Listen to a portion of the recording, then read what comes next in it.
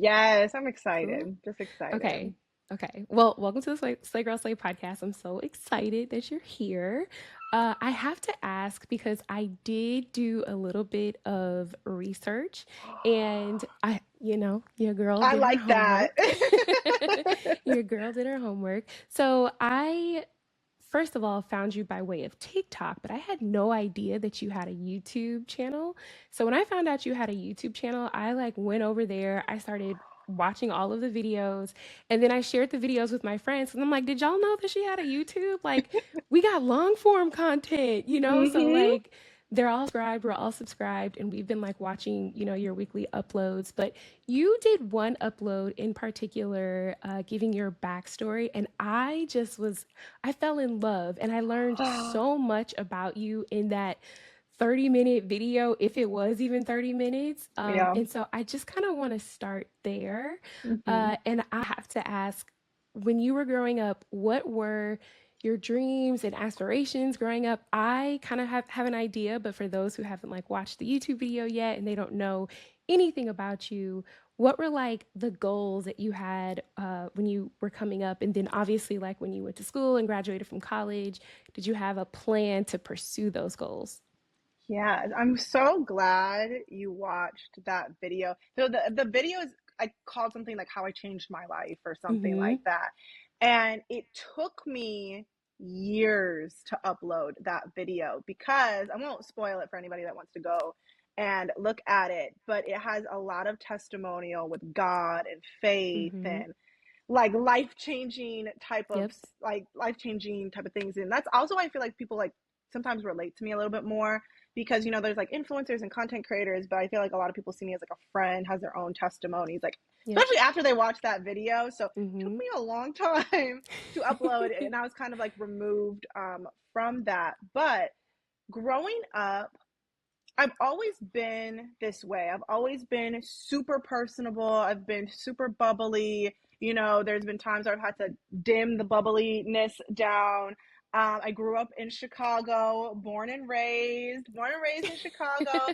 My mom has never Hey. moved, never moved. So Really? So she's still here. she's still here. She's still there. But yeah, I grew up in the suburbs of Chicago, being the only black girl and everything like Yep.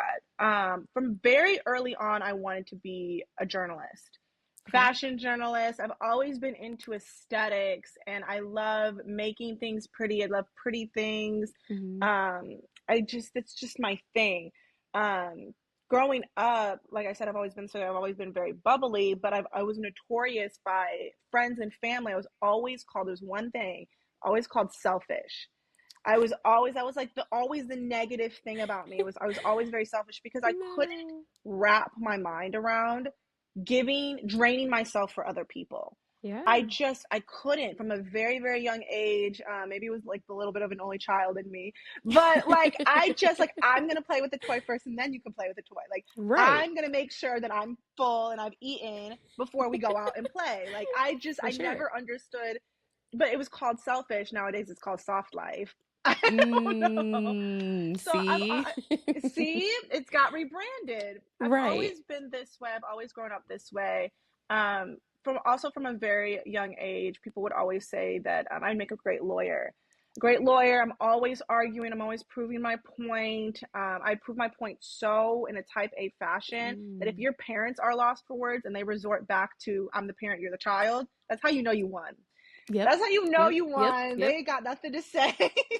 Yep. So I've honestly I've always been this way. And then I think like different things in your childhood, being the only black girl, being Yeah. called like selfish and that being seen as a bad thing, being super bubbly but kind of having to dim it down a little bit. And it really wasn't. I always wanted to be a journalist. It really wasn't until I got to undergrad. I went to Spelman College, all girls, all black, that it really teaches you about yourself. And I started to embrace different aspects of myself. And, I started going down the law path because I'm like, I'm great at reading and writing. I do like to Yeah. argue. Everyone's telling me that, I'm good at this. And I think if I had to like sum that all up into something, your 20s and just your life in general is a very weird time because it's like how you are internally, but you have Mm-hmm. external forces telling you who you are as well. So it's like I'm bubbly, but the world's telling me to be dim it down. I'm Yeah. arguing. I'm trying to prove my point and everything like that, and the world's trying to tell you, oh, like you're this, so you should go into this career. And you can get very lost very quickly. Yeah. And it really wasn't until I started to kind of choose myself and embrace this kind of more selfish side, important to myself, that I met other women that were inspired by that. We're kind of going through the same things of like, how do I become her and how do I become that self and how do I not dim my light anymore for anybody else? And you start to just authentically live in yourself and start to attract a community, and it's Yeah. we're here today. So the journalism, Okay. the law kind of all plays into like what I do today, I guess. Okay. So we're gonna dig into that. But Hmm. first, I have to tell you. So I went to school for journalism also, Hmm. and sucked. Hated it. Hated every minute of Really? it. But I feel like you do it Yes. today, just in a different form. Right. But when I went to school, my professors were telling me like there's no such thing as like digital journalism and this is this, like it's all print, print, print. And I'm like, no, like, at the time when I had first started, it was like blogging. That was like the cool Hmm. thing to do. And so I'll never forget, I was in a class and the professor was like, do a project based on your form of like media and how you want to present your media to the world. I did blogging and Hmm. he brought me in front of the class. I did my whole presentation. I probably had like 20 followers, doing my thing. And he Hmm. was just like, no, this isn't something that, I was thinking you were going to do. I don't see media turning into something like this. And I'm like, dude, like the landscape is changing, but they wanted me to do, like back then it was more so print journalism and you couldn't tell your opinions on anything and it had to be Yep. unbiased and you had to have sources and girl, Girl, no. everything's very biased, very Girl, opinionated. People want that. literally, literally, my whole career has been my opinions, and so I wish I could like go back and find him and be like, like now what? But you know what? Going back to one of your podcast episodes, I literally reference this all the time. You mentioned something about basically like when we were kids, we jump Hmm. into the pool and we don't think about, our hair, where's the pool No. at? Like, what are Hmm. we doing? Like, we don't think about all of this. And then as we grow up as adults, we overthink everything. So interesting, like the things that we want to do, the things that we like, want to do in our life and the things we're passionate about as kids, we would have just done it. Yep. Now as adults, where it's like, okay, well, what that this person is saying this person is saying this, we don't just do it Nope. anymore.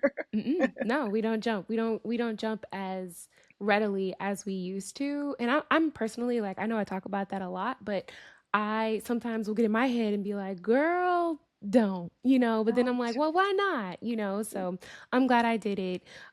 Which also leads me to my next question. Tell me about this decision to go to law school. Like, walk me through that process. Yeah, so I think it's so funny when you make like decisions in a different, it feels like a different era, a different lifetime. It feels just like a blur. Yeah. So I want to say I was very adamant, like I'm not going to become a lawyer. Like that's not what I'm going to do. I'm going to be a fashion journalist. I'm going to be in Vogue. Like that's the Yeah. end of it. I went to all of undergrad. I got my Bachelor of Arts in English, so it's basically Okay. journalism. And I went to Spelman, and basically at Spelman, if you're not the next Michelle Obama, what are you doing there? There's just no Right. place. If you're not going to be a doctor, a lawyer, if you're not going to save the planet, that's the end of it. And so when I went to Spelman, and it was such an abrupt Atlanta, just the South in general, was such an abrupt shift from like where I grew up.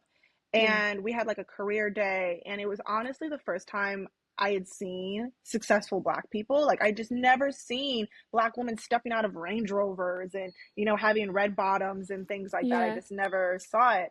And then when they told us they were lawyers and they were attorneys, and I was like, oh, I'm gonna do that. Like I'm Sign gonna me do up. that.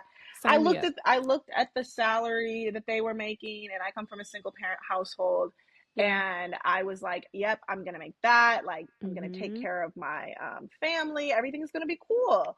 And I'm good at reading and writing. This just seems so fitting to my skills, and I Mhm. really wish I would have gone back in time. And hold on, give me 1 second. Yeah, Hi, sure. I'm just a little busy right now. Thank you. Sorry, it was room service. I wish I would have gone back in time and done what everybody says to do in college, but nobody really like does it, and like explore different things. I wish I Right, would have right. taken a dance class, an arts class, a business Yeah, class. Like I wish I wouldn't have been so like, okay, this is what I'm supposed to do. Like for let's sure. do it. Yeah. So I really just felt like going into law was just like peer pressure. And then, I applied to a couple of schools and I almost got like a full ride into law school, which is very rare. Wow. And then doing that, it felt like a flex. It felt like I did it. Yeah. It's actually pretty surprising. Not a lot of Spelman women get into law school straight out of undergrad. Really? Yeah, it's very odd. It's not a thing. So when anybody does it, it's a really big deal. So I felt like just that woman on campus. I felt like I Yeah, for achieved it sure. and everything. And I felt like I was riding on that ego wave for so long. And Yeah. like I did it and I was smart. And when I tell you the first day of law school, when I sat on that chair at orientation, I had such a sinking feeling. I Mm. knew from the moment I sat in that orientation chair, it wasn't even nerves. It was like, you are actually in the wrong place. Like, you're in the wrong seat, you're in the wrong building, you're on the wrong campus, you're in the wrong, like, everything was wrong. Wow. But I just kind of pushed it off to like, oh, this is nerves or whatever. Like, this is what you're supposed to do. My Instagram name at the time was Jazz the Lawyer. Like No that's what way. it is. But it's honestly a cautionary tale of like aligning your identity so close to something like that. Like I'm all big for like, forming new identities and evolving. Like I Yeah. love to do that. But when you tie something so much to ego, when your identity is so much to ego and you just purport yourself to be this person, you feel like you have to fall into that person and always Mhm. it feels like you're performing Yep. almost, and it Yep. takes away the authenticity, it takes away the passion that, not to be dramatic, but law school turned me into like a shell of a person. It took away my Yeah. bubbliness, it took away that selfish self-care part of me. It just sucked the life out of me. Didn't like it. Yeah. Yeah, no, for sure. And also, like, you kind of glazed over this, but I feel like this is so important to mention on on the podcast because when I learned this in your YouTube video, I was like, oh, okay. So I learned you graduated top three in your girl Top three, summa claps, cum laude, Phi snaps, Beta claps. Kappa. She's a very That's right. smart girl. Right. She's a smart girl. Okay. So for all of you who have found her on found her on YouTube, it's giving way more than just content. Okay. You have brains, like brains. All Thank you, right. girl. That's what I always say. Then Like I I learned you pretend. worked on Wall Street. Hello. Yep. Yep. I Hello. feel like I have another Meanwhile, life. I'm like folding underwear at Victoria's Secret. Okay. Victoria's Secret pink. That's my job, in college. Girl, I was on that Wall is Street, girl. flex worthy. That's awesome. I don't even really talk about it though. Like I don't talk about, and I know we'll get into this later, but Yeah. I actually kind of like that, like you would only know that if you like watch that video or whatever, Mm-hmm. because social media to me nowadays is a job, and I know we'll get into this, but social Yeah, media to me is nowadays is a job. So it's not only that, it's not that I perform, but y'all are coming here for glow up motivational for content. sure. My past is just kind of very separate, and if you want to know about it, Yeah. go watch a video. But it's like I'm Yep. here for a reason, Yep. and that reason my content isn't like, some people's content, is very educational and like, hey, like these are my credentials, I worked on Wall Street, I was Phi Right. Beta Kappa, I graduated, all this. That's not, we're here to motivate the Yeah. girls. Like that's for a different type of content. So I never really say Yeah. it, but I love that you know that. No, I that's the first thing I wrote down, like, girl, okay, like it's giving brains. And that's so awesome. Like, you hear girls who go to Spelman and automatically you're like, oh man, that's so cool. Hmm. And then to hear all these other accolades and things that you've been able to accomplish while you were there and then going to law school, like that's a flex. So I Thank hope that you. even though like that's something that you don't share, I do hope that that's something that you hold inside, like, I did that, even on the days when you're just like, I'm really not liking life right now, that you can look back and just be like, but I really am that girl. You know what I'm I saying? did a Because you are. lot. I've done a lot in a short period of time. I have to sometimes remind myself of that because Yes. sometimes the girls be going through it. Oh, trust me. Trust me. Trust me. I know. Trust Going me. through So it. tell me you're in law school and you're like, nope, this is not giving what I thought it was going to give. Walk me through, I guess, like mindset during this time. I know you said like physically you were just like, no, I don't like this. Mentally, emotionally, you felt like you were in a shell. How did you then pivot into this part of your life? Because Mhm. obviously your Instagram handle is not Jazz the Lawyer anymore. No. So walk me through that. You know what's so hard about life that I still feel like I'm kind of figuring it out? I kind of feel like I figured it out, but I look back at that time, and I'm sure you've been through so many moments like this. And I ask myself, how do you know when you're going through a storm in your life or you're going through a hard Mm-hmm. period? How do you know if you're on the wrong path or if it's something that you need to persevere through?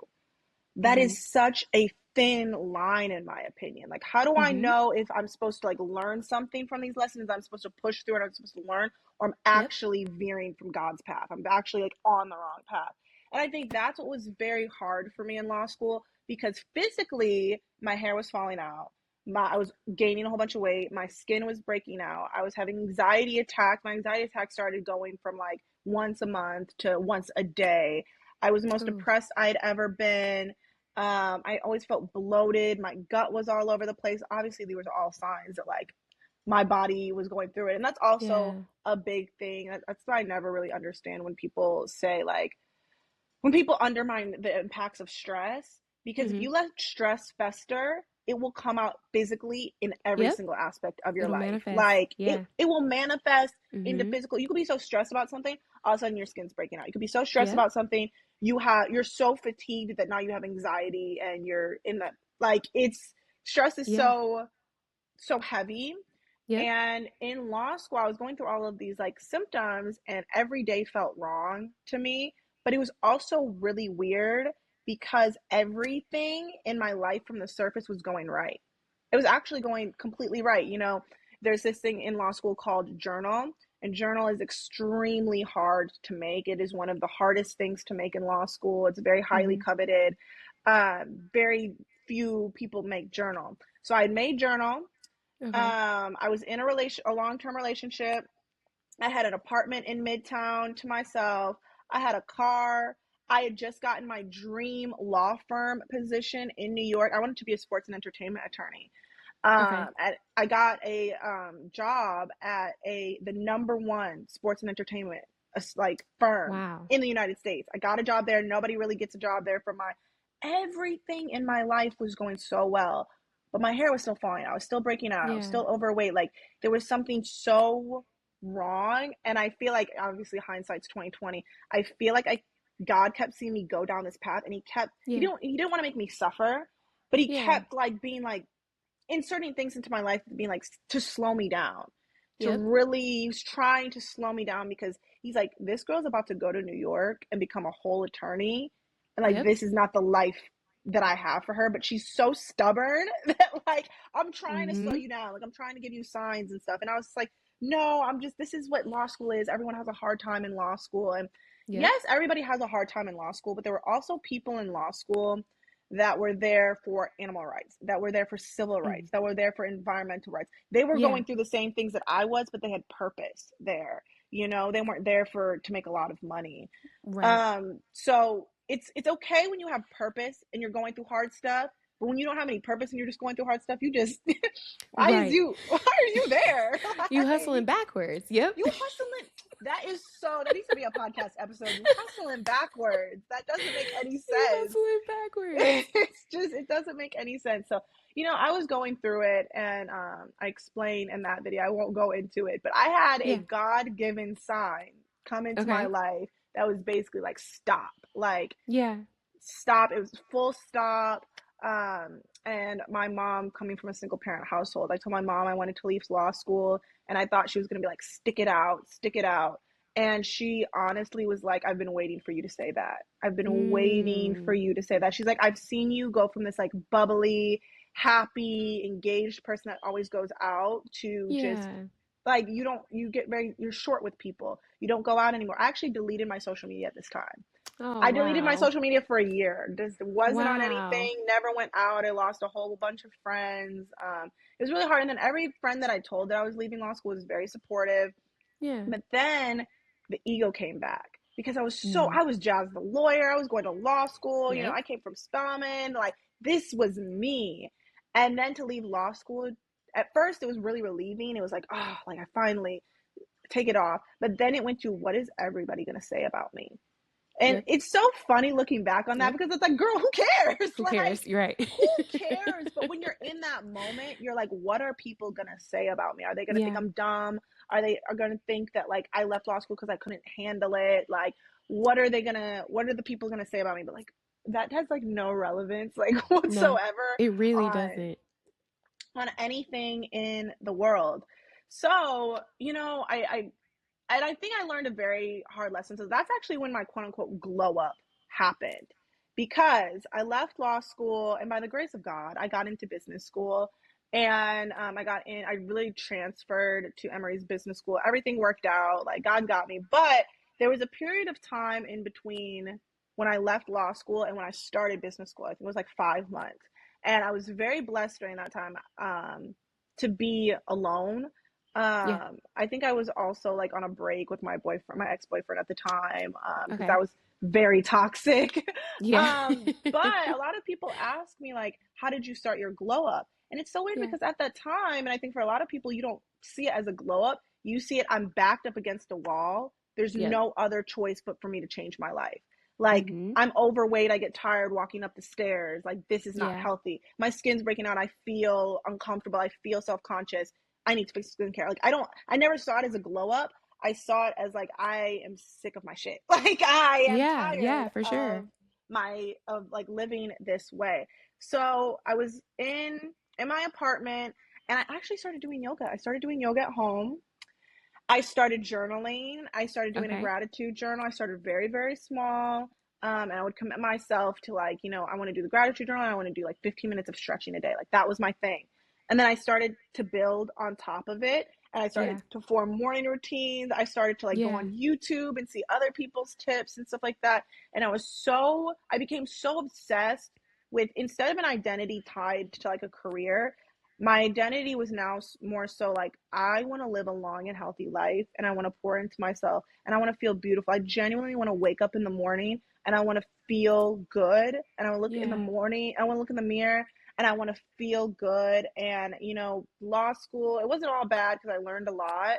Yeah. But that was a separate chapter in my life, and this new chapter is like, I want to love myself again. Right. And Right. that was like my journey. So that's how we got to here, which is crazy. I That know we'll delve into it, but Yeah, no, that I mean, it's so inspiring. And obviously, like, I'm gonna link the video in the description of the episode because I feel like people should just go watch the full video in its entirety. But there is a part that you mentioned in the video, and it's relevant to this part of your life. And you had mentioned that you were in therapy, and your therapist asked you this life changing question, right? And I feel like I am personally used to these life changing questions.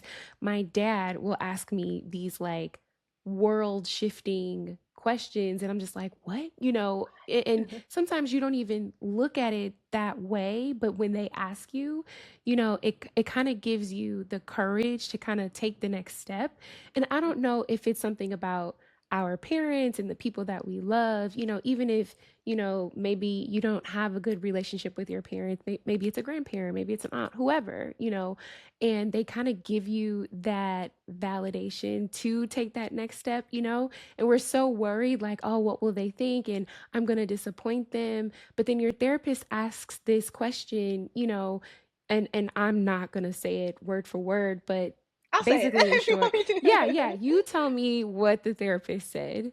Yeah, so kind of going back, everything's going great in my life, but I'm the most depressed I've ever been. I'm like, okay, I need therapy. Like Yeah, I need therapy because there's a disconnect. Like something's going on and I need a second opinion, you know. We love our friends, we love our parents and yep, everything, but sometimes we need a professional, for okay? sure, for sure. We need a Mm-hmm. professional. So you know, I sought out therapy. She was great or whatever, and I was explaining to her the exact same thing I'm explaining to you, you know. I was like, everything's going great, but all these things happen. And she looks me dead in my eyes and she goes, "What if you just stopped?" And I said, "What?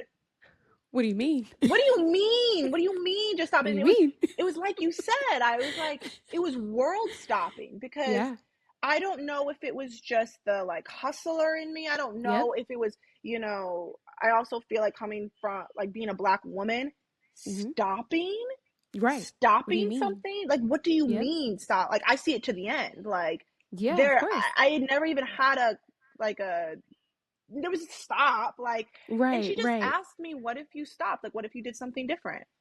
And, my immediate response was like, no, that's not possible. And then Right. the way that that question festered in my head for the next couple weeks, it made me see the whole entire world different. And I was like, Yeah. I could literally stop. Like, Hmm. I'm putting myself through this for not nothing, but like, I could actually take away my pain right now. I'm in full control of my life. Like, I could actually stop law school. Like, that's such a Yeah. crazy thing. And shout out to her, because I think I've carried that sentiment in like my Yeah. glow up journey in my life, that I'm in full control of changing my life. And you Hmm. never know where your life is going to happen in a year. But if something is making you that unhappy, and is you're seeing all of these symptoms, whether it be a relationship, whether it be, platonic friendship, it could be whatever, it could be family, it could be career, it could be whatever is in your life. Sometimes you just need to ask yourself, what if you could just stop? what would Yeah. what would life look like if you could just stop? Yeah. That's And so that's what I did. true. I stopped. And then, of course, like, because your mom gave you that validation, like, It's whatever you okay. want to do, like, whatever you need to do to get back to you, I'm for it, so she has your back. And then now you're like, okay, well, I can stop, but I think Exactly. that's such a world shifting question for a lot of people. Like, what if you just stopped doing what was bothering you, what was bringing you so much stress and anxiety, and just was quiet? You mentioned like you were quiet for a little while, you were alone, and you had that downtime to just kind of think, like, okay, well, let me just do things that make me happy, which then leads you into this next chapter of your life, which is incredible. Yeah, it's just, and like you said, there's always moments for like socializing and going out and everything, but there's a Yeah. lot of power in being alone with your own thoughts. And it can be very scary at first. Like Mhm. sitting down with your own thoughts and like journaling it out and really getting to know yourself again after something traumatic, or getting to know yourself after a period in your life, Right. like getting back to her is a very scary thing. But it's almost kind of like fun in a way, because like, okay, what if I just stop? I have complete power to form the identity I want in my life and to make the impact that I want in this life. This is fun. This is my life. Yeah. Life is so unserious. Like, Yeah. life is so unserious. Everything is up to me, and even if it's 1% every single day, Yep. even if it's 0.1%, I can do something to get back to me and to learn about myself again. And you come out of it like sad, but then all of a sudden, in this loneliness time and everything, you start realizing how fun it is to get back to you, to start building the life that you want, Yeah. that you actually want, not that people are telling you is good for you, but a life that makes you feel full and healthy and good in whatever form that looks. It starts to just become fun. Yeah, yeah, for sure. Which obviously leads me to my next question. How do we get from, okay, I'm doing things that bring me joy, I'm doing yoga, I'm journaling, I'm learning things about myself. How does that transition into this amazing TikTok channel and YouTube? Like, how do you go from that to all of this? So we're in business school. We get into business school and we're loving business school. We're loving business school because now I'm finally, first of all, school is just papers, essays, tests. I don't like it. I don't want no parts No, in it. I don't want no part. But the thing about no. business school that I would urge people, school isn't for everybody, but if you are thinking about going back to school and like considering business school, I would highly recommend business school. First, I can give a dissertation on why I love business school. One, it gives you a chance to meet like-minded people that are in Okay. like the same stage in their life. Two, the network is always great, just like professionally. Yep. Three, it's not like you're an undergrad where you're kind of like forced to take these classes to like get a certain grade or to like check something off. Business school is like a complete you thing. So I started Yep. taking classes, like I started taking personal finance setting up a budget according to my budget. I started taking classes about how to really invest in real estate and really Yeah. like have different streams of income. I Yep. started taking marketing classes if I wanted to build a business one day. I started taking like a 3-part entrepreneurship class, how to build a business. Like my money felt very well spent in business school, very well spent. But business school is obviously a lot easier than law school. I was having Yeah. people were complaining about 5-page papers. I said, honey, You're you like, don't know where no. I came from. You don't know where I just came from. No. So I had a Stop lot more crying. time. Stop crying. I had a lot more time. And, I'd heard about TikTok, the app, but I really just thought it was preteens dancing. Like, I really just thought it was these Yep. little girls making these 1-2 steps on this Yep. app. Like, so I'm like, I'm not Pointing to downloading the that. screen. Pointing to the screen, doing trends. They would pop up on like when people would like repost them on their Instagram stories and stuff. And some of them I would like giggle to, I would laugh. And honestly, I was bored. I was actually bored. I had a lot more time in business school. I downloaded the app. Yeah. Crazy thing about TikTok to me, two things. One is the algorithm started to learn me very quickly. So, like at this time Mm. right now, I'd been getting back to me. I'd spent Mm-hmm. those couple months alone. I was now in business school. I'd been journaling. I'd been doing yoga. I started going to Yep. the gym more. I started clearing up my skin. I was out of my relationship. I had moved apartments. Like we had really off social media changed our lives for the better. And Okay. I was really just like living for me. And so then when I downloaded TikTok, the algorithm just starts to learn you. You start to like certain stuff. And all of a sudden, Yeah. it wasn't preteens dancing, it was morning routines. It was, different Mm. hacks and different tricks for skincare. It was a different ways to do your hairstyle. It was Yeah. like different ways to like live and travel in beautiful places. And I started being, for me at least, TikTok to me started to be the first positive app to me. I really started to learn on that app. I really started to get inspired on that app. The one thing I did notice though when I was seeing these morning routines is nobody looked like me. Mm. Nobody looked like me. I never saw a black girl wake up at 5 in the morning drinking green juice and going to Right. Pilates and Yep. journaling and everything. And I knew they were out there because I'd seen it on YouTube, but I hadn't seen it on this app. I don't know if the app was too new, that people Right. weren't like converting. I just personally didn't see that. And for me, I was like, I've been doing this. I've been doing this offline. Also, I don't know Yeah. if I mentioned this in that video, but I also took a lot of cinematography classes in Really? undergrad. I did my whole entire senior thesis on No cinematography. way. No, I didn't. No, I don't think you And mentioned that. I That's don't think I cool. did. I feel like there's so many different layers. Yeah, I did my whole. It's a very interesting thesis on sports documentaries. I've always been interested in cinematography. Took a whole bunch of cinematography classes. So fast forward to business school and TikTok. I fell in love with filming. I've always loved Wow. filming. Always loved like cinematography and stuff like that.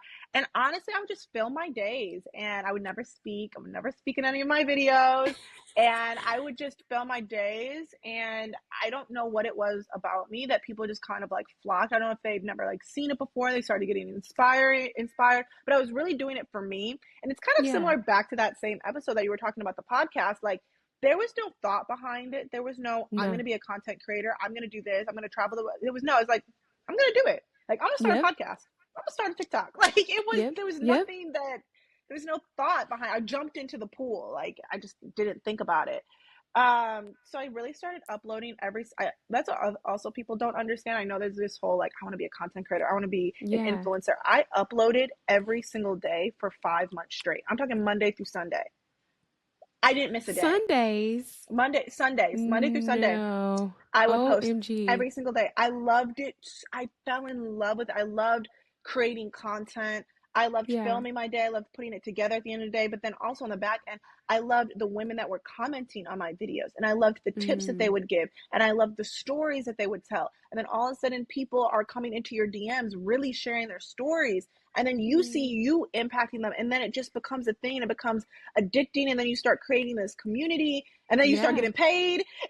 Right. Hello. Big on that. And then you start getting paid from it. And it's so crazy because so I got my dream offer in business school, and then I mean in law school. And then when I went to business school, I was like, I'll just be a consultant. Like everyone's a Yeah. damn consultant in business school. And I got a offer from a really big, really huge consulting, probably one of the best consulting. and I turned it down. My mom was gonna kill me. My mom was Wow. gonna kill me because it felt like Wow. down the path. I really didn't like Jasmine. You left law school to evade this career of being a lawyer. Why are you going to Yeah. business school to become a consultant? Like you're not making sense. Like you just changed your life. Like you're going backwards. Yeah. So I was like, no. I was like, I'm like, I'm gonna try to make this TikTok thing work. And this is why God places angels in your life. I had a professor who gave me what's it called? He gave me a not like a private practice, but he to make a long story short, he Mm-hmm. let me formulate a class like on my own for course credit Mm. and let me work on my TikTok for 2 semesters, building up my TikTok. Wow. That was it. Just And you filming still and got like editing. course credit I for got it. credit, Wow. everything credit because Wow. he was an entrepreneurship professor and he was basically like from his angle, he was basically like, I see like a lot of potential in this. And a lot of these kids are going into investment banking consulting, but you're going to do the entrepreneurship thing. You've got to start Mm-hmm. now and you got to start basically saving your money now while you're basically on student loans so that when you graduate, you're okay. Like I'm trying to set Yeah. you up so you don't just jump into the deep end. So he's like, do this all now. So by the grace of God, I was able to film. I think that's why I was able to film every single day for 5 months straight because I had the Yeah. time. I had the Yeah. time, I was at home and when I got my offer letter, I was making as much as a senior consultant. Yeah, No way. I was making as much as a senior consultant. I I saw know no that's pro- right. I know that's right. I I know know that's that's right. I saw no point in going, full time. No. Yes, I graduated doing TikTok full time and I Wow. have been loving it ever since. I feel like we have very similar communities, like very Yeah. similar communities with women that are for the first time in their life probably prioritizing themselves and really Mm-hmm. being in their selfish era and really checking themselves and checking and just seeing everything that they've been through and Yep. culminating into who they are today, taking responsibility, also moving forward. And when you have a community like that, probably very similar to you, you feel such a sense of responsibility almost to your For sure. friends, Yep. For sure. so how could I stop? Like Yep. I love what I do today because of my audience, really not Yep. for anything else. Yep, I agree. I agree with that so heavily. Because I mean, obviously, I wish my professors would have been like, "Oh yeah, like we got your back, do this for Do class this. credit."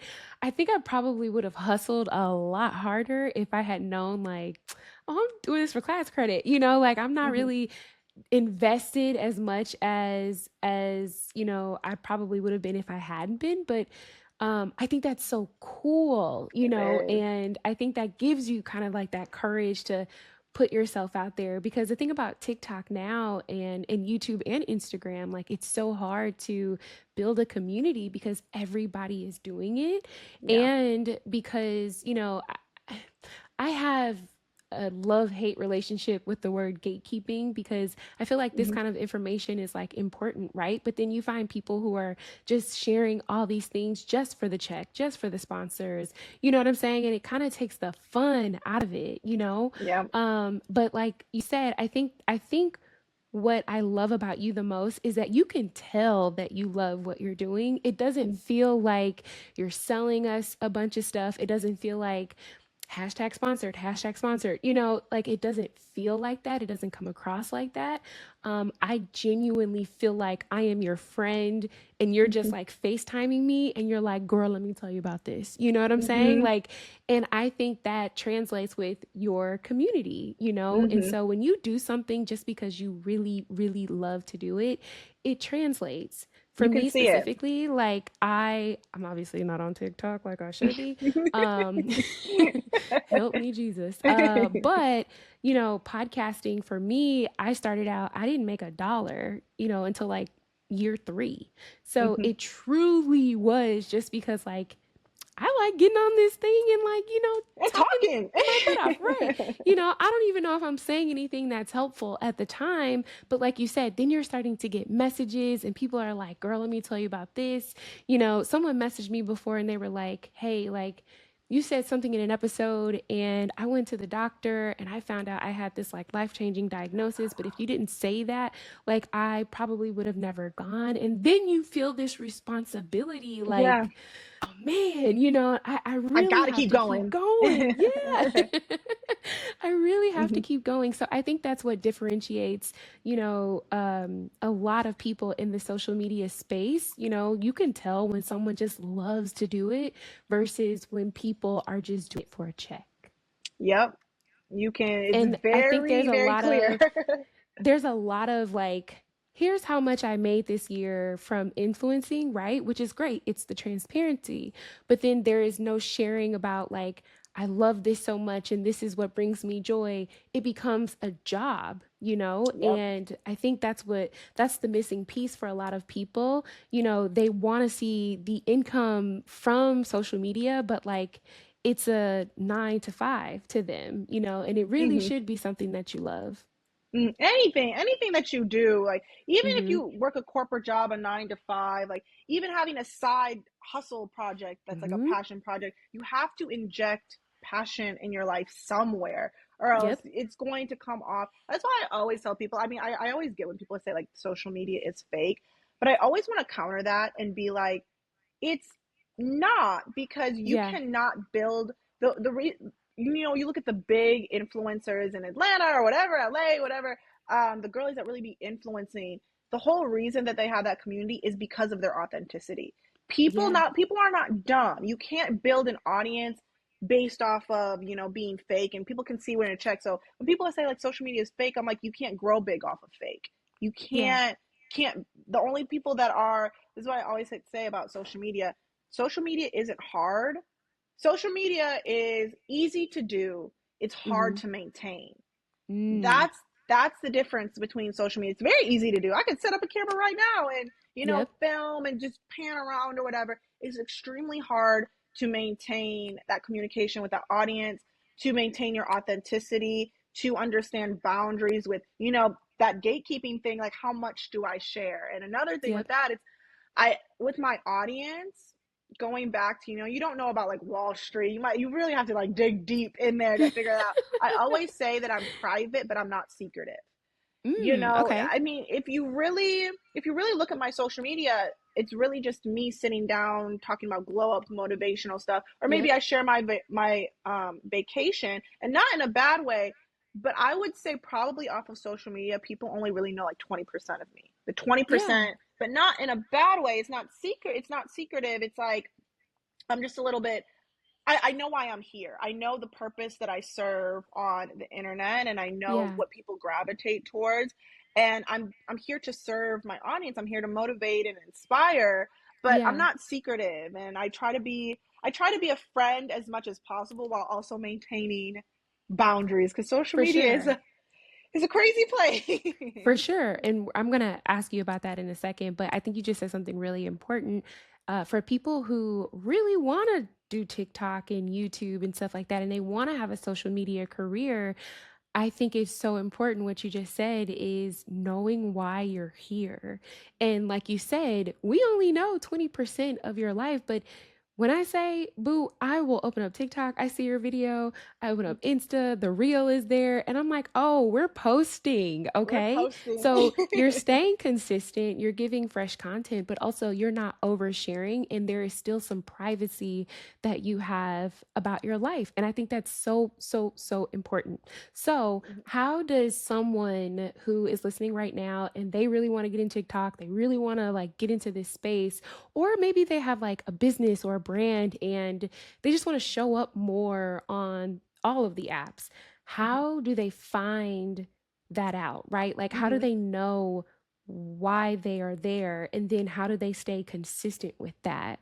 hmm I think what I always tell people on the business side, this goes for businesses, social media, is don't set out to be an influencer and be a content creator. You need to have something that you're already passionate about if no one were to see it, and let Mm-hmm. social media be an outlet for that passion. Because if you just set out to be an influencer and a content creator, one, I can see everybody can see right through that. Like Yeah. everyone can see right through it. And two, you're going to burn out so quickly. You're gonna burn Mm-hmm. out. Nobody wants to be filming themselves every single day. Like, no, I don't care. Me who loves it, I don't even want to be doing that. Yeah. But if you look at me, my glow up started way before that. I didn't even, Mm-hmm. the tips and the tricks that I learned on the way and trying to improve myself, that was all off social media.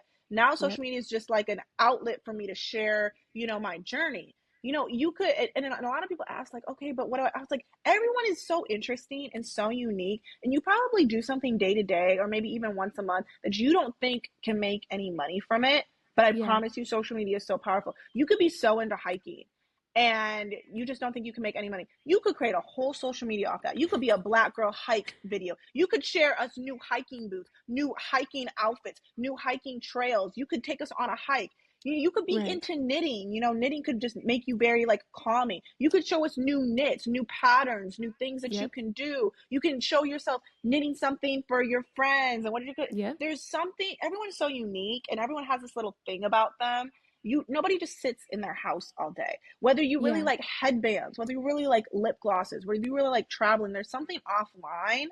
Don't just come on here being like, I'm gonna do it, get ready with me. Like, hey channel, girl, stop. Yep. Like, Yep. Yep. don't And I feel be. like that's the thing That's the because we see thing. what works for everybody else. Well, Jazz did this kind of video and she got 1 million likes. So maybe I should do that because I want to replicate those kind of results. When in reality, you should really just be doing what you like to do, regardless of if anyone else likes it or not, because Exactly. your likes, your people, I always say your tribe will find you, and so you keep putting out what you like to do and it'll come to you.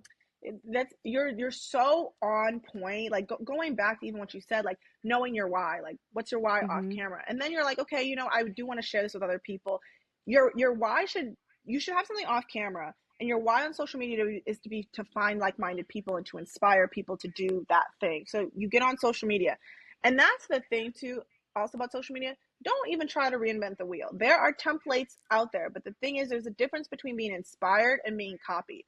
You could Mm-hmm. look at one of my videos and be really inspired, and I do this all the time. Like, I always say to people, you really want to get on social media, pick 3 to 5 content creators that you really, not even like and get inspired by. You get really inspired by their music choice, you get inspired by their Mm. camera angles, you get inspired by their high quality, you get inspired by the cadence of which they talk.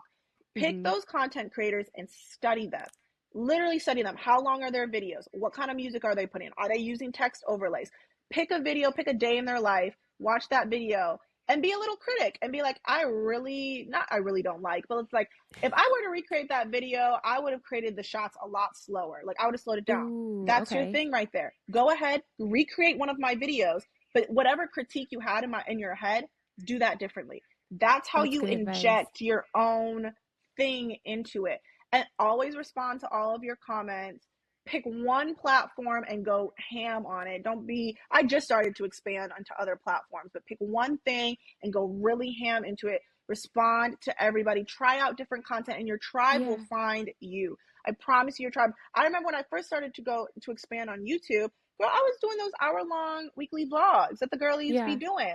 I don't even watch those. Why am I creating content that I don't even watch? Like, I was I trying to play don't into it. even watch I that. didn't even watch that. I was a whole content creator on a different platform. I should have known. And honestly, when I started to sit down and talk to the camera, that's when my videos started to do amazing. When on Mm. Instagram Reels, the whole reason that my Instagram Reels have started to blow up is because Instagram Reels. I don't know when this is going to be posted. I don't know if it's going to be too late. If it's going to be too late of an advice, June. but Yeah. June Okay.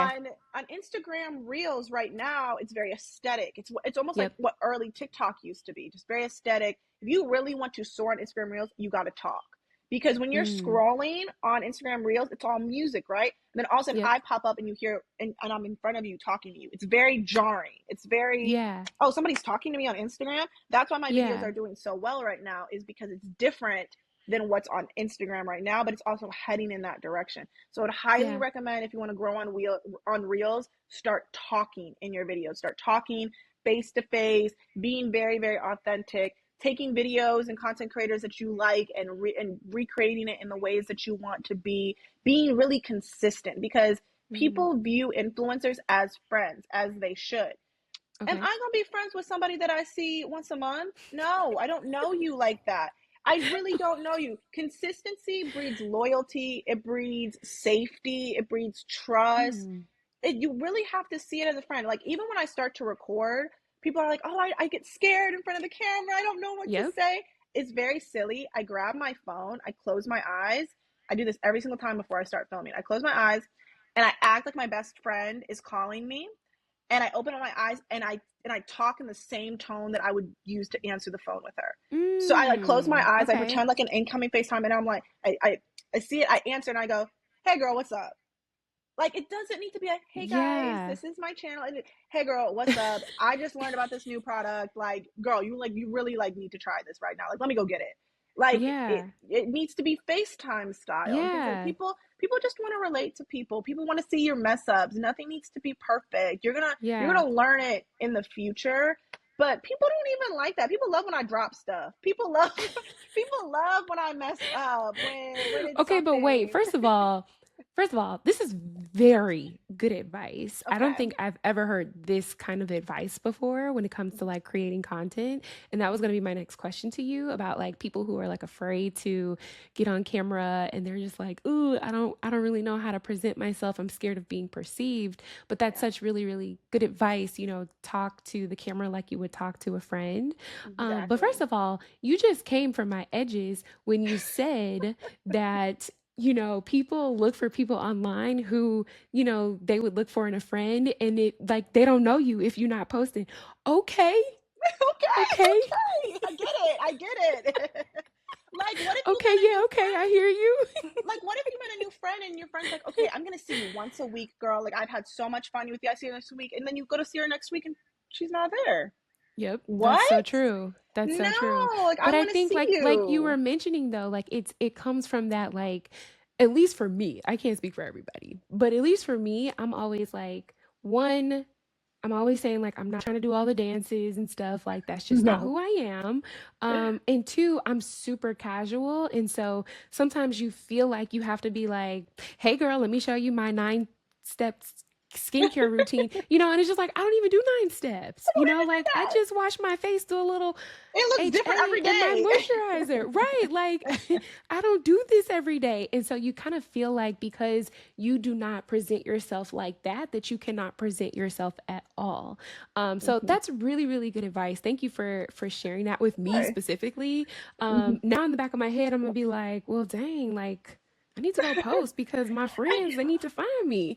But you know what I will say, the last thing on like content creator tip is, even right now, what I do and what I recommend anybody, especially the people that have 9 to 5. I know a lot of your audience has like 9 to 5 corporate jobs, or they Yep. work. I really recommend content batching. Content batching, well, it's what I Ooh. did in business school. And basically, what I did is I would take Saturday, if I was really, because at one point I was like, I'm kind of getting paid from this. Like, let me be a little bit Yeah. more serious. And I would take Saturday and Sunday, and I would treat it like a job, and I would film short form content from literally 8 a.m. to 8 p.m. And Oh I would try wow. to film like 5 short form videos, which is very quick if you're very Yeah. casual, just setting up your camera. I try to film 5 videos on Saturday and 5 videos on Sunday. So at the end of the weekend, I Okay. had 10 videos. So that means I could upload Monday, Tuesday, Wednesday, Thursday, Friday, and by Yep. Friday, I already had another 5 videos, and I was going to create Yep. another 10 videos over the weekend. And during the week, I wasn't filming anything, but I had constantly had videos that I was posting that I could post every single day. So I would Yeah. highly recommend, if you have a really busy schedule, Yep. content batching, filming a lot in a short amount of time, and then just Yeah. posting it throughout the week. That's really good advice. That's really good advice. Hmm. I know when I used to have a blog, I used to do that on the weekends, but Yes. that was easy. That wasn't like 15-second videos Yeah. every day. Like, girl, no, I couldn't like No, keep I up. don't even do that. Um, no, but in the name of consistency, obviously maintaining consistency is important in content creation, but also avoiding burnout is super important too. So, how do you manage staying consistent with creating this awesome content, but also not feeling drained? Mhm. And I am a very, very, very, very big proponent of not consuming more than you are creating. So, do you resonate with that? And if so, how do you do that? Yes, the last point that you made, and then I'll go to burnout. But no, I love that not consuming more content that like you create. But I always tell people like at the beginning of your social media, not social media journey, but just glow up journey in general, if you're trying to Mm-hmm. elevate yourself, you're trying to become a better self, social media can make a big impact in your life. And I really Mm-hmm. never understand, you pay for your own phone bill. You're getting annoyed by your phone. Like you're getting bogged down by your phone.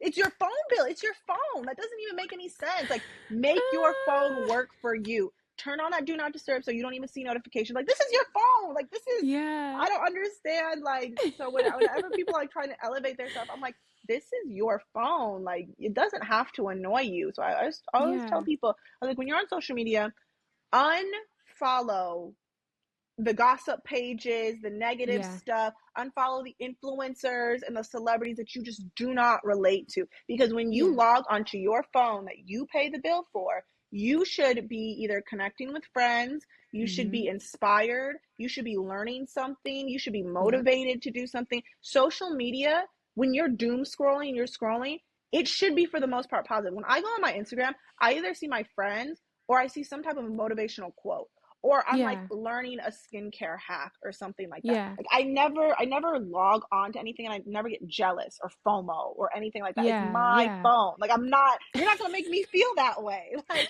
it's not happening. So honestly, for me, whenever I do scroll, I never really feel bad Mm.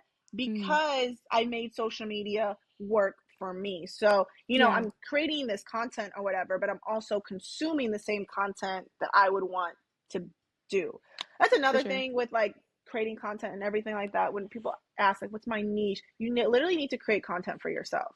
Like, what do I Yeah. want to see today? Like, don't even think Mm. about all these other people. Like, I personally love watching morning routines. I love watching organizational videos. I love watching Yeah. hauls. So I'll create a lot of those because that's what I like to see. I don't create content that I don't like the weekly, Want to like the watch. the hour long vlogs. Why was I creating that? Yeah. That I love watching sit down videos about like manifestation and making your own Yeah. life. Like that's what I love watching.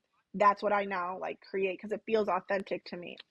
But going back to burnout, I remember the first time I experienced burnout, and I didn't even think I'd never experienced it before because I'm like, oh, I'm now doing something passionate. How could I get Yeah. burnt out about from it? Like, Right. Oh, you can. oh, it's very, because here's the thing, you take it too far. You Yep. take it too far. You fall in love with something, whether it be content creation, it could be, a hobby. You could be doing there's merit in doing too much of something. Yep. And when you do too much of it, and you just get this, like, you lose the sparkle in it, Yep. you lose Yep. the glimmer in it. And I remember the first time I was in the shower and I was like, I cannot create content right now. I don't feel like being perceived. I don't feel like being on camera. I feel like my skin's breaking out. Like, I feel like I'm not presenting myself. I'm not perfect for the camera. Right. I'm really tired. I don't want to go through it. So a couple of things with that, because I was in that burn, and that's the thing about burnout, it doesn't have a time limit. You No. actually just have to ride the wave, You have to and you ride the don't wave. know Yeah. when it's gonna end. Like, Yeah. it could be a week, it could be a month, it could be a year. Like, It could be a it's year. Yep. so the only thing that, because once you're in it, you're in it. So the only thing you can do is start to prevent it. So like a couple of the ways that like I prevent it is, one, content batching. I never get burnt out anymore because I nowadays I don't do the Saturday and Sunday. I have a lot of content already, like content batch, but nowadays I actually create content when I'm motivated to do so because you can Mm. see it in my voice. Yeah. Like, you Yeah. can, so when I have, because we all have like surges of creativity. When I have that surge Yep. of creativity, I maximize it till I'm tired. I wear that surge of energy out. I will film a million different things, and then the next 3 days I don't feel like filming anything. So I content batch a lot, and I'll film a Okay. lot in a short amount of time. Another thing that I do with doing burnout is I literally get on a self care schedule. When you are Mm. on a very strict self care schedule and you have something to look forward to during the Yep. week, and B, you have something that you're going to pour into yourself and whatever it feels like possible. Mm-hmm. And it changes from, Yep. it gives you just something to look forward to. Like, I for my self-care days are Fridays. So I'll either like wash my hair on Okay. Fridays. Now self-care looks for me is actually taking myself out to the movies.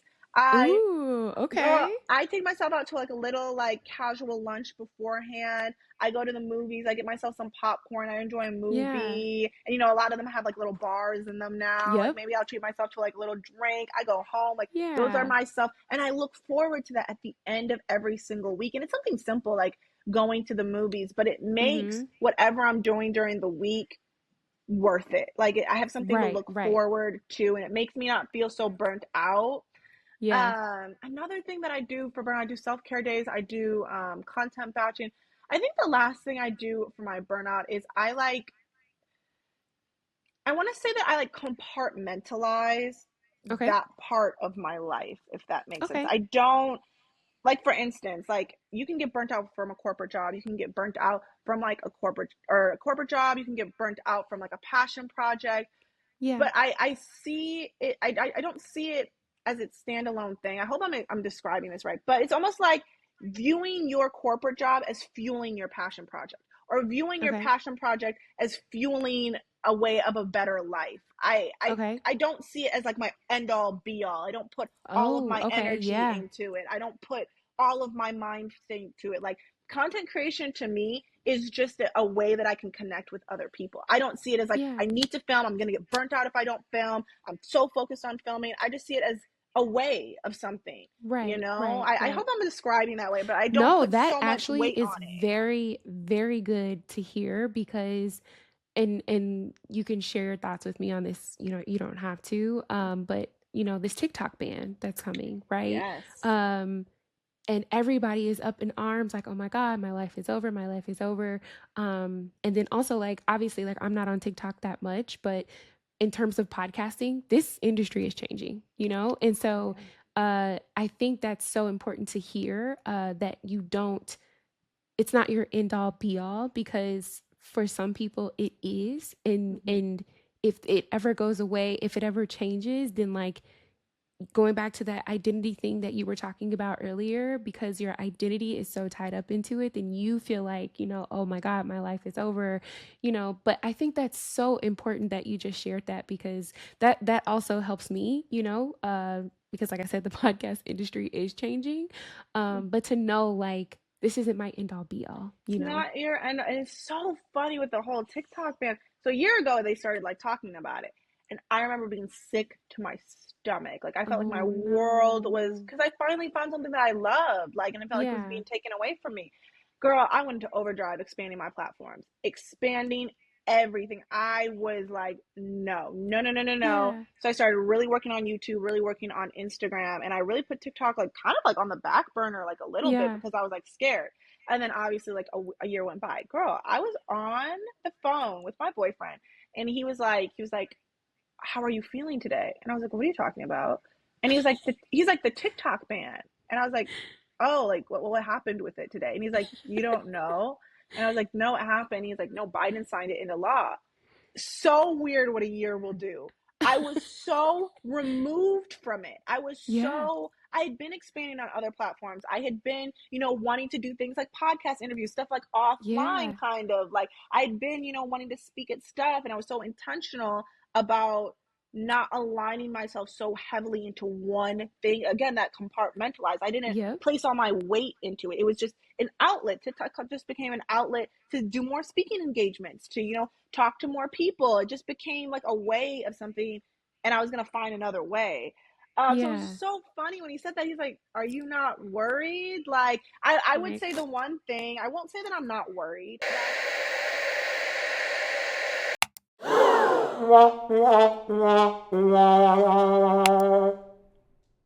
Perfect. This janky camera, girl. Now I'm No, on we're back the at it.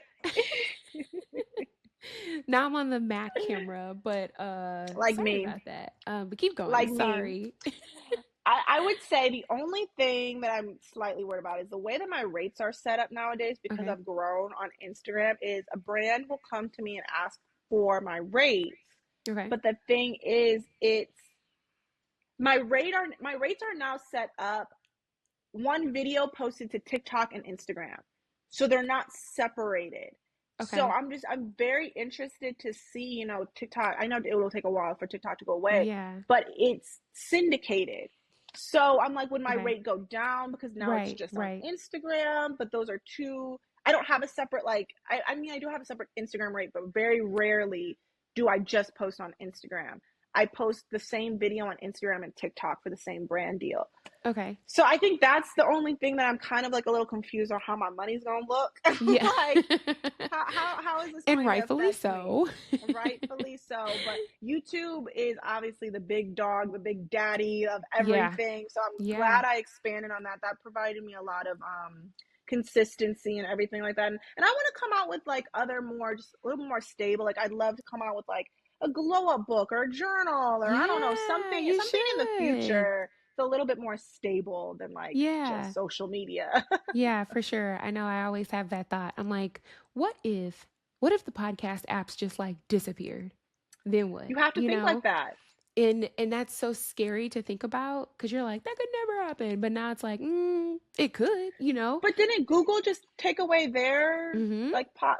See, They you did. never They know. did. So it's just like whenever Apple and Spotify and all these apps just wake up one day and they're like, we're done, then like I'm done, you know? So it's just like Exactly. I'm also in that position of trying to figure out, like, okay, how can I turn this into something else? You know, how can I Exactly. use what has already been built and like build it into something else that expands? And that way I'm not relying on Apple, Spotify, you know, like these Exactly. these other huge corporations that can just like shut everything down if they want to. And that's how it's looking. Okay, two more questions before I let you go. And I already told you like I wasn't gonna take all your time, and here I am No, taking I'm all of having your a great time. time. Okay, good, good, good. So a lot of women look up to you for advice and for recommendations, but are there women that you look up to and get inspiration and motivation from? Yeah, definitely. I feel like, obviously, you look up to your mom, especially for two reasons. One, you start realizing your mom was always right. Yes, Like, you're oh, it pisses the me craziest off. thing.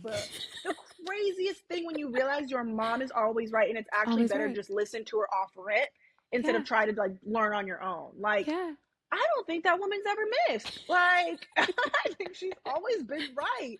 Oh, it's so irritating. And then it's also crazy when you realize your mom or your parents in general are people too. You Oh, start to realize that they have had their own life beforehand. for They had crazy things yes, happen in their life. They have like their own like yes, stories, and yes, you understand why they are the way that they are. yep, Like when you hear a childhood story and you're like, that is why you act that way. yep, yep, yep, Like, yep. so I say my mom because as I grow up, I learn more about her Yeah, and I resonate with why she tells me to do certain things. And I've grown to, obviously you love your parents and you love yeah, your mom is you, or whatever woman your aunt, whoever raised you, is that's your first, you know, that's your first example of femininity. That's your first yeah, example of womanhood. That's your first example of how to move in this world as a woman, yeah. And it's a crazy thing when you start to grow up and obviously you love your mom, but then you start to respect her. Oh You yeah, start to really respect your parents. Like yeah, obviously we're respectful kids, but wow, yeah, and I think for me, I I look at my mom and I'm like, very strong black woman, but I want her to rest. I want her yeah, to rest. I'm big on resting. yeah, I'm big, girl. I'm big on resting. So it's my mom. I have always struggled, and I feel like a lot of women struggle to find mentors. Yeah, Oh, it is the hardest thing in the it is. world to find true mentors. Like, first of all, where do you find them? And then Where, right? where do you find them? How do you like generate that genuine connection? Mm-hmm. It's been very, very hard for me. So one, not the professor that gave me the time, but I have another Yeah. professor that I met in business school that's a woman, and I have my mom, but then also it's very different for me because, I'm a young, in my 20s, Black woman. And Yeah. my mentor, she's in her 40s, white woman with kids, married. It's so different. But I think that is the purpose of kind of like looking or having a woman in your life that has a different perspective For sure. and that respects, your culture and just Yeah. just shows you just a different perspective on life. I really go to her for like business and stuff like that. Really, really, I look up to how she moves throughout this life. Yeah. Obviously, like I have celebrities, of course, like Michelle Yeah. Obama. Oh, yes. Like I love her. I love her Yes. so much. I love it. I love her even more because obviously, we grew up with her, first lady and everything. Yep. But then when you read Becoming, and then I Oh, feel like when you read Becoming, and then I think she was like on a kick. I don't even think it was around when Becoming was happening. She was on like a yeah. podcast, not a podcast kick, but she was on like an She interview had kick. her. Yeah. Yep. Yeah, she kept giving interviews, and she started, Mm-hmm. and from just a relationship point, when she started being really honest about her relationship with Barack, I mean, Yeah. like, this isn't glitz and glamour. This No. is No. this marriage is hard, and I Yeah. hated him for like 10 years. Yeah. Like, I was irritated. Yeah. When I started really learning about her, I was like, oh, I really relate, especially like just being in Chicago. Like, Yep. I know we all say Girl from the Michelle South Obama, but it's like Side. Yep. I really looked up to her as just like, you know what? I think I viewed her up here, but then I viewed her like, oh, like you achieved a lot in your life Yep. and you've learned a lot and you're really, really for, the people. I look up to her. I look up to her so much. And then there's also just like content creators like that I Okay. look up to, like that are like my age, that are older than me, that are younger than me. That's also the power of social media. You Yep. could be inspired and by someone you've never even met, and you just That's view true. them as almost like a mentor in your mind, and you're like, wow, like That's I'm true. learning from you. I'm learning from your story. Like Yeah. I feel like people view me like that, but I definitely have like a few content creator friends in mind that I'm like, wow, like I really look up to you, and respect is very big for me being an Okay. Aries. Like Yeah. I gotta have respect, and I gotta really look up to you. So it's top of mind, Michelle Obama and my mom. Two Okay. heavy Okay. hitters.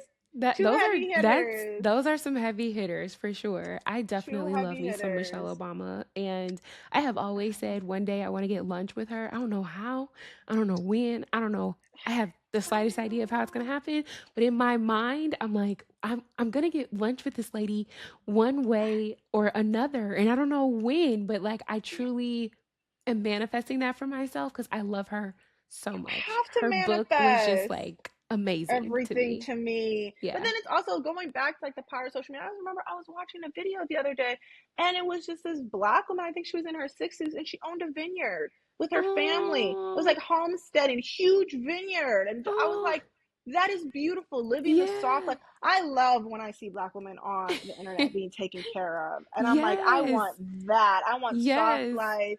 I want to be Same taken girl. care of. Like I look up to that. I'm inspired by that. Yeah. How do I get to that? Influencer adjacent. Like that's all I'm trying. Exactly.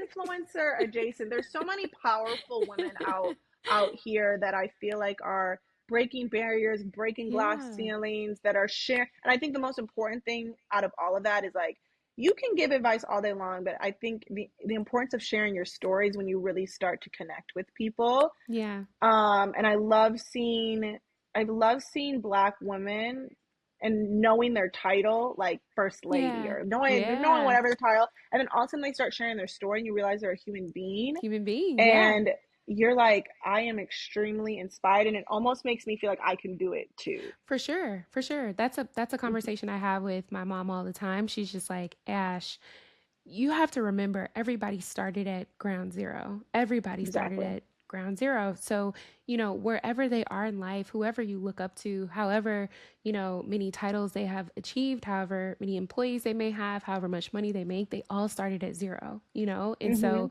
wherever you are within your journey, remember they had to be there too. So, Hmm. like, that should inspire you alone that, like, you can do that too, for sure. Hmm. And I made a video about this. I forget which video. I can't even reference it. But I tell people, I'm like, when have you ever heard anybody successful, man or woman? When have you ever heard of their story and been like, my childhood was great and I Yeah. grew up in the suburbs on a corner unit and everything was great and I got this Mm-hmm. $1 million check and I did this. They all had a A story. Like story. Oprah had a story, Michelle Yeah. Obama had a story, your mom had a story that like prompted them to become who they are. That it was a catalyst to becoming who they are. So whenever you're looking at your own situation, you Yeah. almost have to look at it like a movie and a book. Yep. There's going to be a point in the book that you're going to be referencing all the stuff you're going through right now, but you have to go through this stuff. And one of my favorite quotes is the obstacle is the way. Ooh. People always view, obstacles and hardships that come into their life as like things that are blocking their road. But Okay. in reality, people only become great that way. Like Yeah. Yeah. nobody great just becomes great. Like whatever you're No. going through right now is like that's supposed to happen to great Yeah. people, Yeah. you It know? is. It is. That's such good Mhm. advice. Just let me find out you out I here giving try the girls life changing something. advice. Somebody needs a podcast also. I thought about it a little bit, but I don't know. No, That it's you a should lot of work. try it, girl. I saw someone edit a podcast the other day with those. I said, The "Oh, sound this is waves, a lot yeah, harder." The sound. it's a little ghetto for sure. I This said, "This that's looks the like part people NASA." don't like see about the podcast. They're just like, oh, you just get on the mic. No, no, no, no, no, No, no, no, no, no, no, no, no, no, no, no, no, no. no, And then it's the marketing behind it, and then it's girl. The and then you branding, start the getting the marketing. sound quality. Like, oh Let me no, tell one you. thing at a time. Let me tell you, it's been a long journey. And my first episode, Exactly. I recorded on a $20 microphone from Amazon. When I say it was the jankiest thing I could find on Amazon, but it was just Everyone's got to like start somewhere. $20. It sounded like a Hmm. $20 microphone. This one I can Hmm. hear into my future with this mic, but that Hmm. other one, no. You know, like But it even goes back to you too. Like I don't think, I mean, I'm sure like you have an amazing personality and people are going to flock to you anyway, but I don't think if you hadn't shared your story about, being laid off, mhm. about the struggles you go through, I don't think so many people would be like invested, Yeah. because like I'm going through that too. Like I Yeah. feel that too. I resonate with her story. And Yeah. while you were going through all of that, you're probably like, this sucks. Like, how am I gonna get out of This it? But then like sucks. hindsight, you move into your new apartment, you're like, there was this TikTok, and it's like when you finally get to a point in your life where you understand why you had to go through Mhm. that. Mhm. That is the most beautiful feeling in Yes. the entire world. Yes. Yes it is. I'm You understand very why it had to work out that for way. sure, for sure. And like you said, I'm very very reflective and things didn't change for me until I shared my story. Like it was like, "Oh, this is Exactly. cute." Like you're hitting some cute downloads here and there. You have, a bit of a fan base, but until I started saying like, "This is what happened to me and it sucked and I cried and Yeah, I cried. felt stupid and I felt like a nobody, and how was I gonna I literally remember losing my job and saying like, how am I gonna tell people how am I gonna motivate people? But I can't even keep a job. Like I remember Hmm. thinking there's no way I could tell people that on a podcast. And then got Yeah, on this mic, cried and said it and literally everything changed blew after up. that. So keep Hmm. sharing your story, boo. Like I feel like I Please. learned so much from you, like watching that YouTube video, just having so much respect for you and knowing how you got here. Like it wasn't just let me press record and I'm gonna be become an cute for the influencer. girls. Right. Like it was not that at all. Like that, like I said earlier in the interview, that just made me fall in love with you even more because now I just know the journey that it took to get here. So Yeah. I am, if you have 10,000 fans, I'm one of them. If you have five, I'm one of them. If you have none, I'm I'm one of dead. five. Right. Like I I am a love when people say fan. that. I'm a fan. So, last question, and actually it's two more questions, but the last one is kind of silly. Last question is, since we're talking about reflecting and going back and thinking about like our past and how we got here, if you could go back to your younger self and give her some advice, what would you tell her? Oh, I have actually. So, I actually, fun fact, I know people talk about like inner child a lot Yeah. and talking to the little girl. it's never clicked in my mind. I'm always like, I'm 27. What inner child are you talking What about? inner child? I don't understand. I'm not 8. Yeah. Like, And honestly, it didn't click to me until the other day when I was being reflective and I was Yeah. journaling and I was thinking to myself because, I think to myself often, like, would my dad be very proud of me? And my answer is always yes. Like, I Yeah. really think my dad would be very proud of me. And then I started to like just ask myself the question. I was like, would younger me be proud of me? Like, if I met younger me right now, would I think I'm cool? Like, would I think that I'm like, I don't know, would I be inspired? Maybe I'm like, oh, Yeah. this is what people mean by like inner Yep. child, like that little girl, because there's always a point in our childhood that our innocence kind of gets taken away from us. Like there's always just a point in our life where we realize that, oh, this is life. Like Yeah. it's not sweet, you know what I mean? And I feel like there's two moments. One, I would go back in time when I left law school, and I would have been like, "Girl, everything's going to work out. Like I Yeah. promise you. Like it's going to work out better than you could even imagine." And then I would go back. I think I would go back to. I think I would go back to the moment right before I lost my dad. Okay. And I feel like I would go back and I would tell her because I lost my dad and everything like that. But then also I feel like around that time I was going through like a lot of insecurities. Okay. Being like the black girl, like only black girl, and feeling comfortable also with like puberty. Like I was trying to like Yeah. grow into myself. One, I would give her a hug.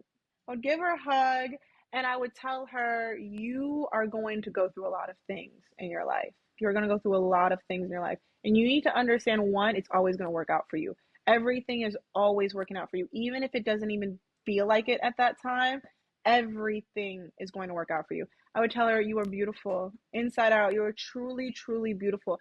And your perception of what beauty is right now is how other people view you, but that is not beauty. Yeah. You're only going to feel beautiful and you're only going to radiate beautiful if you find it within yourself. You are literally god-given. You are made from stars. How could you not be the most beautiful little girl on the planet?